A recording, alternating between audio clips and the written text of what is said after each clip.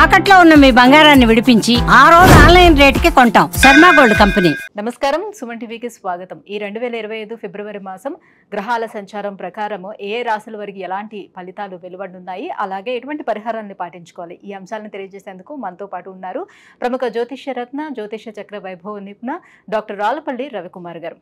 గురుగారు నమస్కారం. శరదిందు సమాకారే పరబ్రహ్మ స్వరూపిణి వాసరాపీఠ నిలయే సరస్వతి నమస్తుతే. అందరికీ నమస్కారం. ముఖ్యంగా సుమన్ టీవీ ప్రేక్షకులకి నమస్కారం.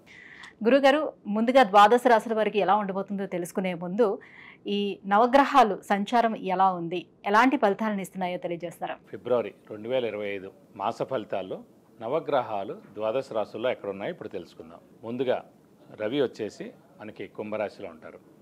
అలాగే కుజుడు వచ్చి మనకి మిథున రాశిలో ఉన్నారు.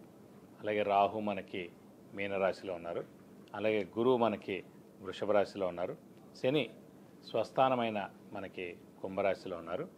అలాగే బుధుడు వచ్చి మనకి అదే కుంభరాశిలో ఉన్నారు. కేతు మనకి కన్యారాశిలో ఉన్నారు. ఇంకా ఆఖరిగా శుక్రుడు మటుకు ఉచ్చస్థానంలో ఉన్నారు. శుక్రుడు కూడా ఒక 2-3 నెలల దాకా మనకి ఉచ్చస్థానంలో ఉంటారు.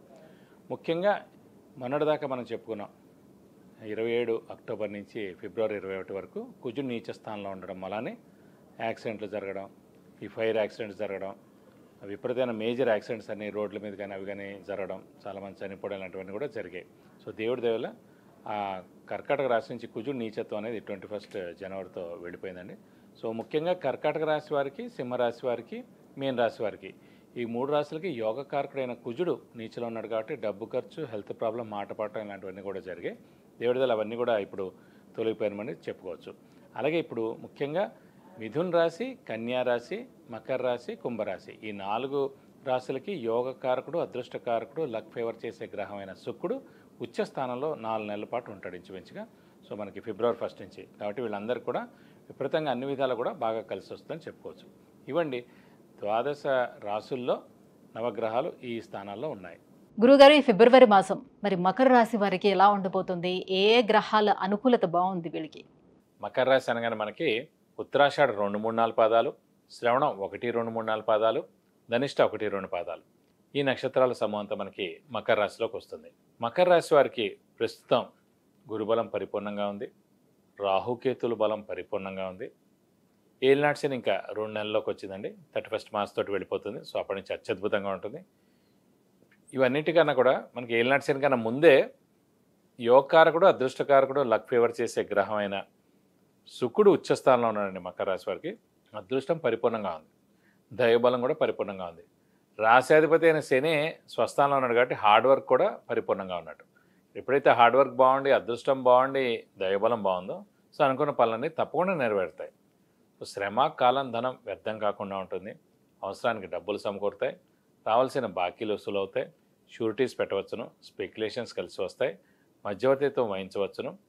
ఇంట్లో శుభకార్యాలన్నీ కూడా తప్పకుండా జరుగుతాయండి. ఇంట్లో శుభకార్యాలు ఏమనుకున్నా కూడా తప్పకుండా, వివాహం విషయం ముఖ్యంగా అనుకున్నాను కూడా అవివాహితుల వివాహం తప్పకుండా అవుతుంది. చాలా రోజుల నుంచి మీరు వివాహం విషయంలో లాస్ట్ ఇయర్ నుంచి అనుకుంటున్నారు. సో కుదిరి ఉండకపోవచ్చు, కానీ ఇప్పుడు చాలామందికి అయ్యాయి. కానీ శుక్రుడు కూడా కళత్రకారకుడు ఎవరికైనా సరే. శుక్రుడు కూడా వచ్చేలా ఉన్నాడు. గురువు చాలా బాగున్నాడు కాబట్టి ఇది కాకుండా గురువు శుక్రుడు కూడా పరివర్తన చెందారండి. గురువు రాశిలో శుక్రుడు ఉన్నాడు, శుక్రుడు రాశిలో గురువు ఉన్నారు. సో వాళ్ళిద్దరు కూడా శుభగ్రహాలు. సో వాళ్ళే వివాహానికి కారకులు కూడా అనమాట. కాబట్టి ఖచ్చితంగా 100% వివాహం అవుతుంది. మీరు లేట్ చేయకండి.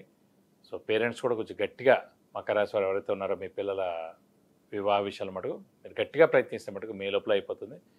ఇదైతే ఫిబ్రవరి మాఘమాసం కూడా కాబట్టి చాలా మంచి ముహూర్తాలు కూడా ఉంటాయి కాబట్టి ఇప్పుడే గట్టిగా ప్రయత్నిస్తే కనీసం ఎంగేజ్మెంట్ అవడం, అంటే వివాహం అవడం, అంటే కుదుర్చుకోవడం ఇలాంటివన్నీ కూడా జరిగేందుకు అవకాశాలు మీకు 100% ఉన్నాయి. అలాగే శుక్రుడు ఉచ్చులో ఉన్నందుకు ఖచ్చితంగా 2 వీలర్ కానీ 4 వీలర్ కానీ కొనేందుకు అవకాశం ఉందండి. అలాగే ఇంట్లో కొత్త వస్తువు కూడా కొంటారు. బంగారం కూడా కొనేందుకు అవకాశాలు ఉన్నాయి.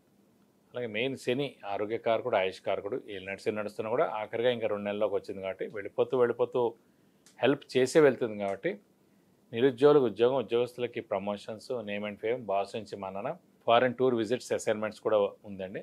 కాబట్టి ఫారిన్ ఎవరైనా వెళ్ళాలనుకున్నా విద్య కోసం కానీ ఉద్యోగం కోసం కానీ వెళ్తే కూడా ఖచ్చితంగా మీకు రాణిస్తుందని చెప్పుకోవాలి. అలాగే ఆరోగ్య ఆయుష్ కూడా చాలా బాగుందని చెప్పాలి. తీర్థయాత్రలు కూడా చేస్తారని, ఎందుకంటే పంచమ స్థానంలో గురువు ఉండడం చేత దైవబలం, దైవానుగ్రహం పరిపూర్ణంగా ఉండడం చేత తీర్థయాత్రలు చేస్తారు, గురువుని దర్శిస్తారు, గురువు యొక్క బ్లెస్సింగ్స్ తీసుకుంటారు. సంఘంలో జరిగే మంచి కార్యక్రమాలు అన్నింటిలో కూడా మీరు పాల్గొంటారని చెప్పుకోవాలి. శుభకార్యాలు మీ ఇంట్లో జరుగుతాయి. బంధువులతో మీ ఇల్లు కళకళలాడుతుంది. కాబట్టి మీరు ఈ మకర రాశి వారి మటుకు పట్టిందలా బంగారాన్ని ఈ మాసం అంతా కూడా చెప్పుకోవచ్చు. గురువుగారు, మరి మకర రాశి వారికి సంతానం ప్లేస్లో ఉన్నాయి, అంటే 5వ స్థానంలోనే గురువు ఉన్నాడు. మరి వీళ్ళకి సంతానం కలిగేందుకు ఎంతవరకు అవకాశాలు ఉన్నాయి? సంతానం కలిగేందుకు అవకాశాలు 100% ఉన్నాయి. ఎందుకంటే అండి, పంచమ స్థానమే సంతాన స్థానం ఎవరికైనా సరే. సో అలాంటి పంచమ స్థానంలోనే గురువు ఉన్నారు. గురువు మళ్ళీ సంతాన కారకుడు కూడా గురువు అయ్యాడు. ఎవరైతే కారకుడు అయ్యాడో సంతానానికి, అదే కారకుడు సంతాన స్థానంలో ఉన్నందుకు ఖచ్చితంగా సంతానం లేని వారికి సంతానం కలిగేందుకు అవకాశాలు 100% ఉన్నాయని చెప్పుకోవాలి.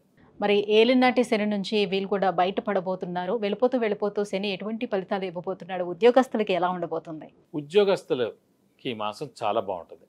మంచి నేమ్ అండ్ ఫేమ్ రావడం, బాస్ నుంచి మన్నన పొందడం, వాళ్ళకి ప్రమోషన్స్ రావడం, లేదంటే ప్రమోషన్స్ ప్యానల్లో వీళ్ళ పేర్లు చేర్చడం ఈ నెల అనేది మటు ఖచ్చితంగా జరిగేందుకు అవకాశం ఉంది. కాబట్టి మీరు శుభవార్త వినడం కానీ దాని గురించి తెలుసుకోవడం కానీ ఖచ్చితంగా ఈ నెల ఉందని చెప్పుకోవాలి. గురుగారు, మకర రాశి వారు ఇంకా ఎటువంటి పరిహారాన్ని పాటించుకుంటే ఇంకా మరీ బాగుంటుంది వీళ్ళకి? ఇక పరిహారాలు ఈ నెలలో ఏం చేసుకోవాలంటే, ఇంకా ఆఖరిగా ఏలినాటి శని నడుస్తాం కాబట్టి ఈ 2 నెలల్లో ఏలినాటి శని ఉంది కాబట్టి వీలైతే ప్రతి శనివారం ఉపవాసం ఉండండి. శివుడు అష్టోత్తరం, ఆంజనేయ స్వామి అష్టోత్తరం ప్రతిరోజు చదువుకోండి 2 నెలలు ఏలినాటి శని వెళ్ళిపోయేదాకా.